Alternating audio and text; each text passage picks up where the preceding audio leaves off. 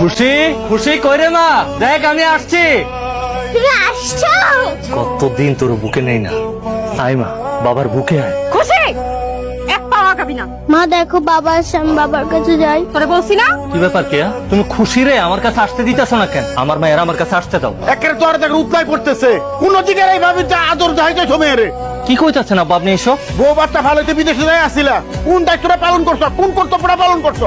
একজন প্রবাসী হইয়া আমার বউয়ের উপর, আমার সন্তানের উপর আমার যা যা দায়িত্ব আছে সব দায়িত্ব আমি পালন করছি। প্রতি মাসে ওদের খাওয়ানোর খরচ, পোশাকের খরচ, চিকিৎসার খরচ সব টাকা আমি পাঠাইছি। প্রতিনিয়ত ফোন দিয়া ওদের খোঁজ খবর নিছি। বিদেশে থেকে এর থেকে বেশি কোন দায়িত্ব পালন করতে কোন আপনি? কোনো দায়িত্বই পালন করো নাই। আমার মেয়ের নামে নাতির নামে কোনো টাকা পয়সা তুমি পাঠাও নাই। ঘর খরচের টাকা ছাড়াও আপনার মায়ের অ্যাকাউন্টে আমি 12 লাখ টাকা পাঠাইছি। আরে ওটা মেলা পুরান কথা, তুমি কোনো টাকা পয়সা পাঠাও নাই।